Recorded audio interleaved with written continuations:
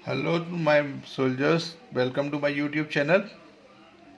आज हम लोग स्टार्ट करेंगे, जो हमने सीरीज़ कंटिन्यू करी थी उसी को कंटिन्यू करेंगे सीरीज़ को।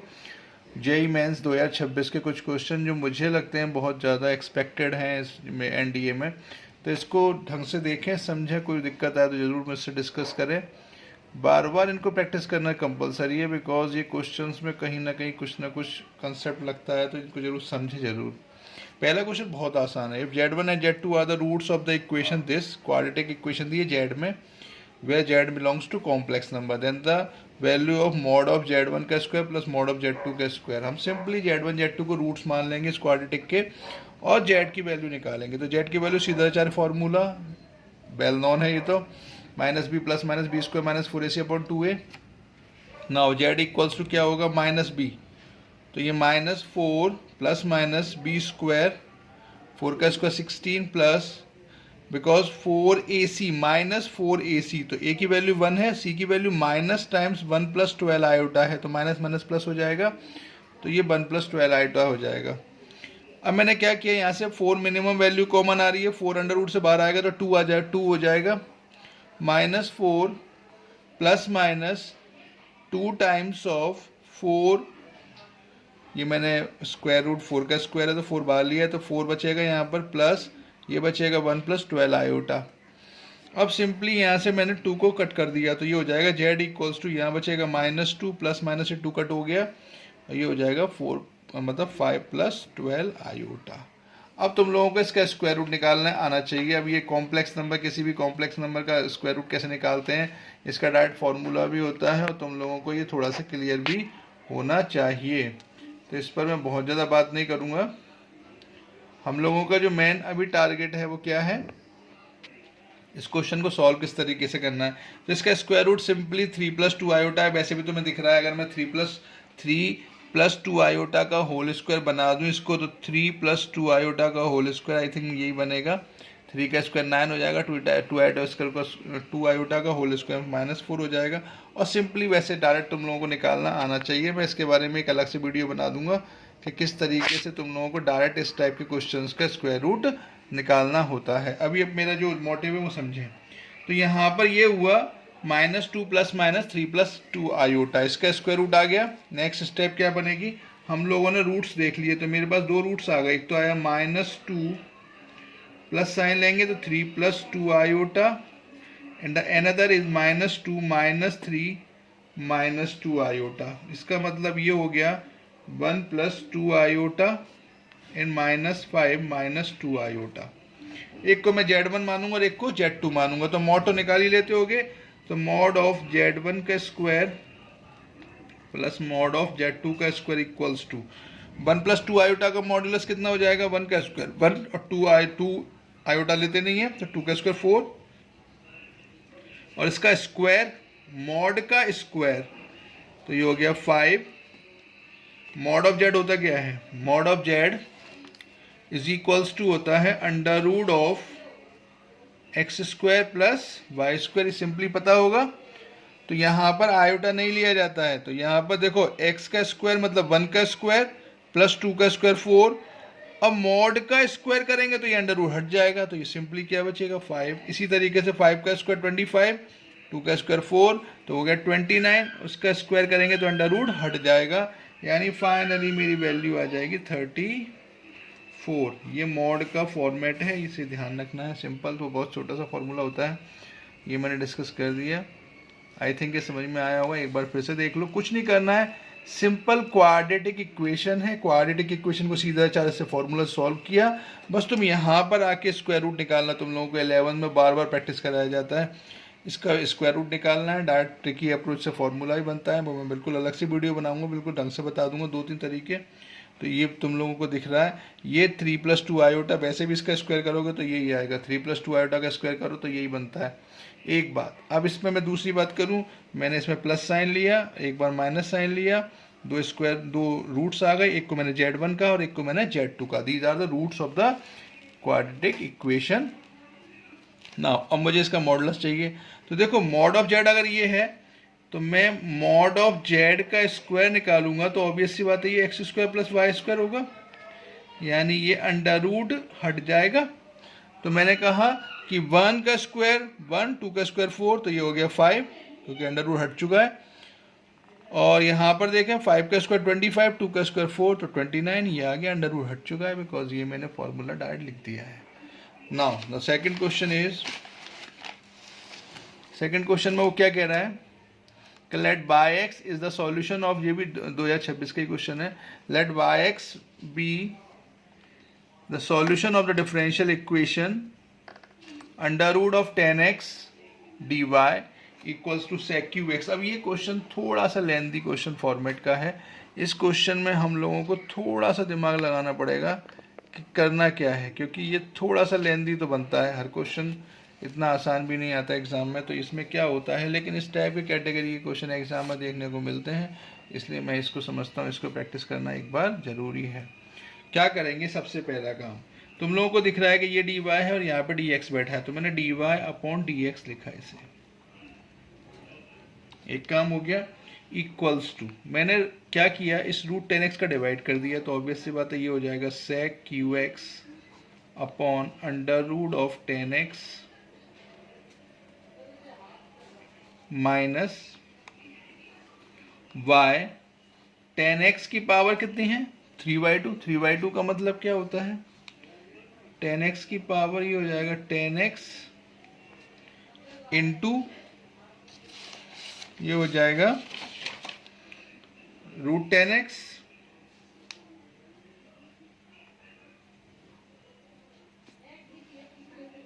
दो चीजें हो गई। अब मेरे पास जो नेक्स्ट स्टेप है, अब मैंने रूट 10x का डिवाइड किया है, तो रूट 10x को नीचे ले जाओ, तो ये मेरा हो जाएगा रूट 10x। 10 3/2 को तो समझती हो, पावर 3/2 होती है, तो इसका मतलब क्या होता है, जैसे x की पावर 3/2 है तो इसको मैं क्या लिखूंगा, x into root x. x की पावर 3/2 का मतलब क्या है, x इंटू रूट एक्स। तो 10x का पावर 3/2 का मतलब क्या है, 10x into root 10x। Simple सी बात है, तो एल्जेब्रिक चीज़ें हैं।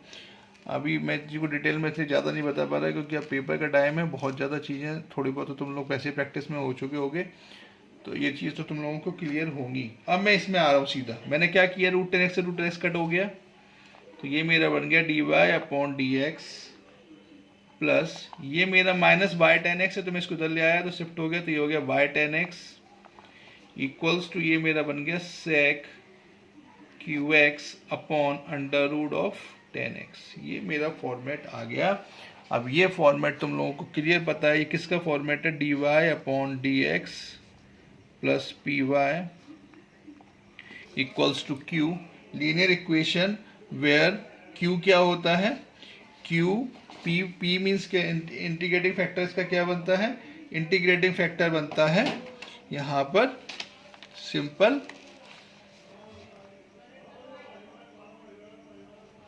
e की पावर p dx। इतना समझ में आ गया होगा। अब मैं इसमें बात करना चाह रहा हूँ आगे। अगर मैं इसी क्वेश्चन को थोड़ा सा और आगे देखूं, ये क्या बनना है, अब अपन इसको थोड़ा सा आगे ले जाएंगे। इंटीग्रेटिंग फैक्टर निकाल रहा हूँ मैं, तो इंटीग्रेटिंग फैक्टर क्या आएगा, e की पावर p कितना है 10x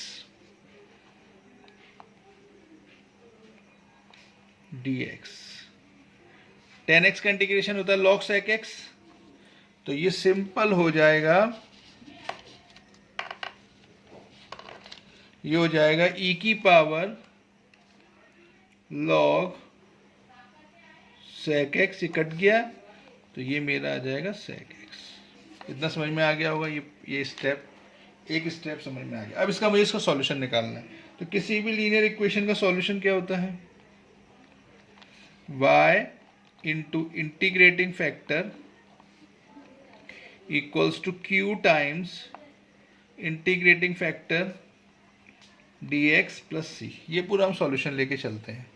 तो मैं बात करूँ जरा इसमें y इंटू इंटीग्रेटिंग फैक्टर कितना है sec x equals to q कितना है, q बहुत खतरनाक है, ये देखो पूरा sec qx, इसको कुछ मान लो, इसको 1 मान लेते हैं, तो ये sec qx upon under root of 10x into sec x integrating factor dx plus c। I think ये चीज़ समझ में आ गई होगी। बहुत आसान सी चीज़ है, इसमें कुछ ऐसा खास मैंने बताया नहीं है। सिंपल अगर तुम लोगों को फॉर्मूले में वैल्यू पुट करी है मैंने। अब मैंने देखा ये sec 4 बन गया। sec 4 को मैं स्प्लिट करूँगा। मैंने एक स्टेप और लिखी y into sec x। sec 4 को मैंने स्प्लिट कर लिया sec square x into sec square x में, तो ये मेरा बन जाएगा sec स्क्वायर x को मैंने लिखा 1 plus ten square x into एक sec स्क्वायर x मैंने रहने दिया upon under root of 10x, ये हो गया dx प्लस सी। इतना चीज़ समझ में आई? कोई दिक्कत? मुझे लगता है इसमें दिक्कत कोई नहीं आनी चाहिए। इतना तो हम लोग बेसिक पार्ट करते रहते हैं। अब मैं इसका कंटिन्यूड पार्ट कर यहीं पे कर देता हूँ। यहाँ देखें, समझें। मैंने क्या कहा कि अगर मैं इसी चीज़ को कंटिन्यू करता हूँ तो यहाँ पर क्या बनेगा। ये मेरा बना y इंटू,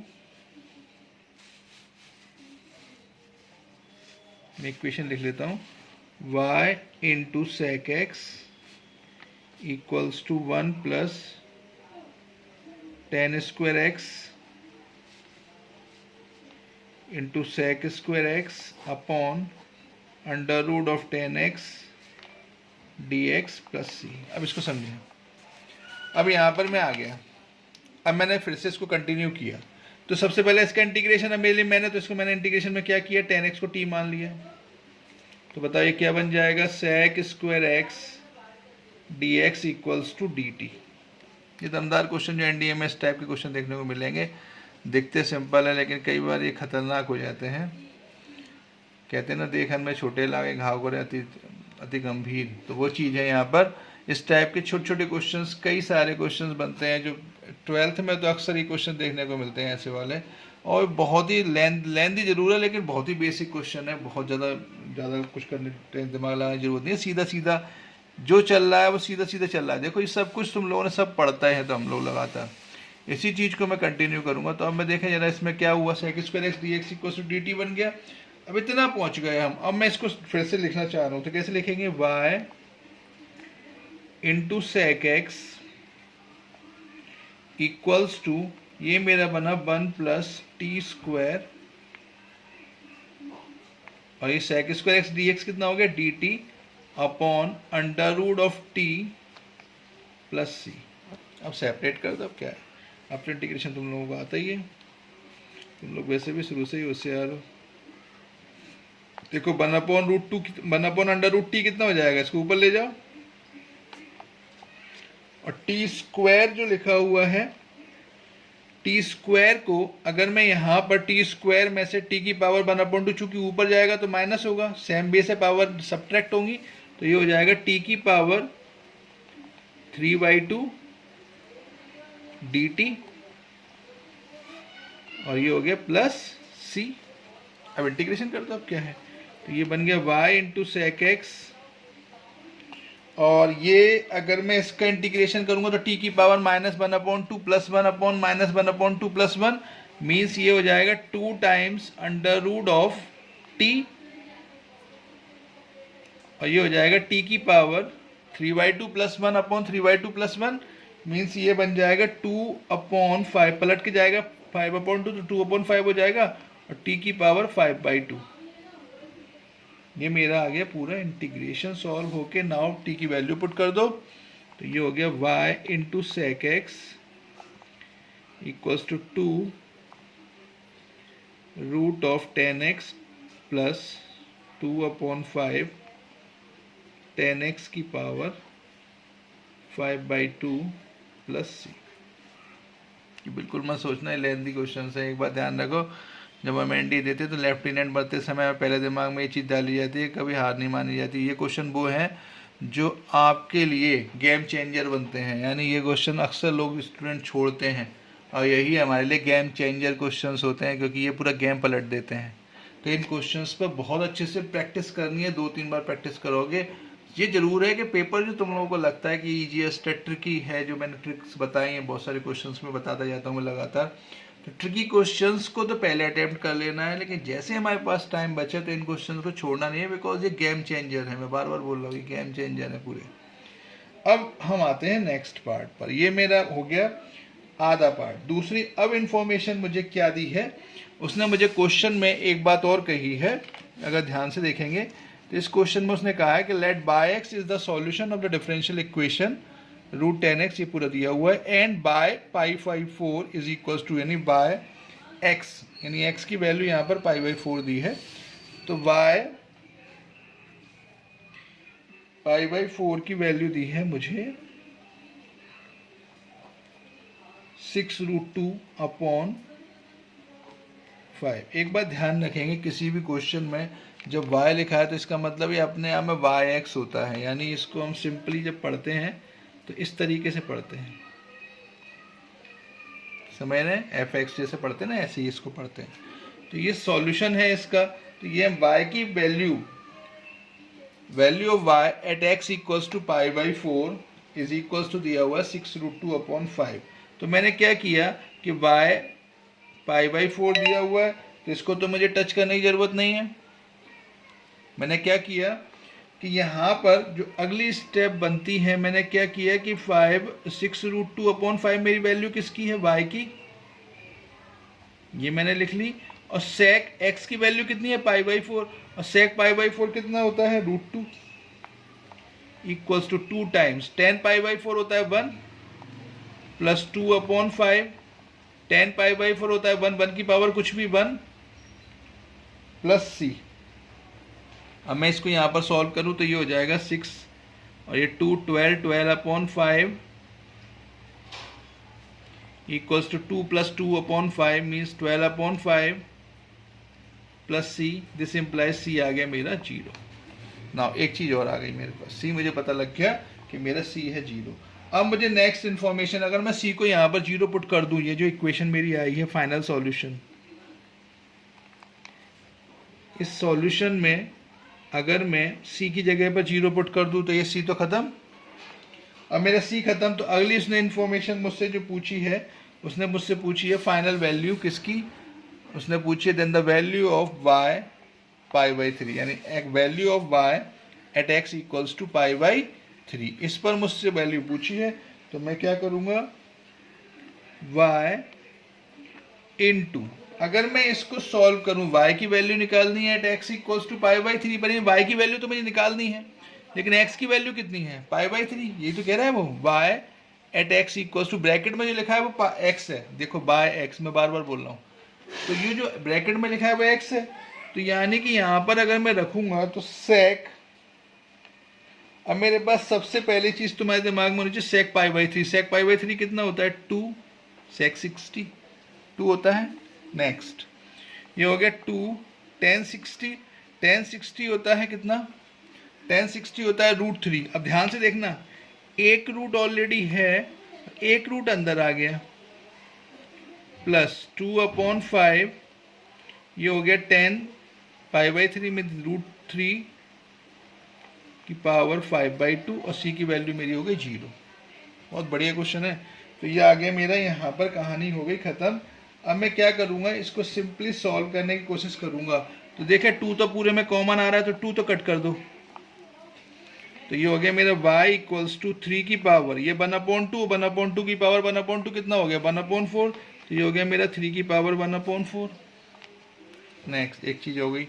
अब यहाँ पर देखें ये कितना हुआ, 3 की पावर 1/2, 3 की पावर 1/2 इंटू 5/2, मतलब 3 की पावर 5/4, और ये साथ में नीचे है डिनोमिनेटर में 5। इतना समझ में आया?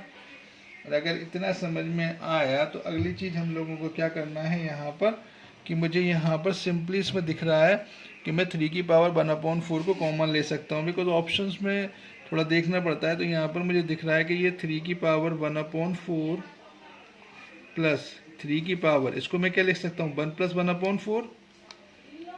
1/4/5। अब अगली स्टेप में मुझे दिख रहा है कि ये हो जाएगा y इक्वल्स टू 3 की पावर 1/4। अगर मैं कॉमन ले लूँ तो यहाँ क्या बचेगा, पूरे में से मैं 3 की पावर 1/4 कॉमन लिया, तो ये हो जाएगा 1 + 3 अपॉन 4। और अगर ये मेरा 1 प्लस, नहीं ये 5 है, गलत लिख गया मैं, 5, एक मिनट, ये मेरी स्टेप मैंने लिखी है, ये हो जाएगी y इक्वल्स टू, ये 3 की पावर 1/4 कॉमन लिया तो यहाँ तो 1 प्लस, यहाँ 3 की पावर 1 कितना हुआ 3/5, और इस ब्रैकेट के होल बाहर मैंने कितना कॉमन लिया है 3 की पावर 1/4। ये सिंपल समझ में आया होगा। और अगर ये आया तो आंसर आ गया, यानी y इक्वल्स टू मेरा आ गया एलसीएम लेके 5 + 3 8/5 इंटू 3 की पावर 1/4। आई थिंक ये समझ में आया होगा। आंसर हो गया मेरा 8/5, 3 की पावर 1/4 मीन्स ए आंसर। एक बार ढंग से देख लो बेटा, मेरे समझ से ये क्वेश्चन कैलकुलेटिव बहुत है, थोड़ा सा ढंग से देखना पड़ेगा, एक बार ढंग से थोड़ा सा बार बार देखते जाओगे, एक एक बार प्रैक्टिस करोगे तो ये क्वेश्चन बहुत जल्दी तुम लोगों को समझ में आएगा।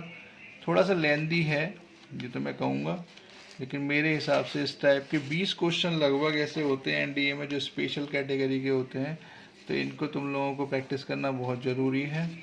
एक बार समझ लोगे तो ये क्वेश्चन तुम लोगों को बहुत आसान सा दिखेंगे। देखो समझो, प्रैक्टिस करना है। पहला काम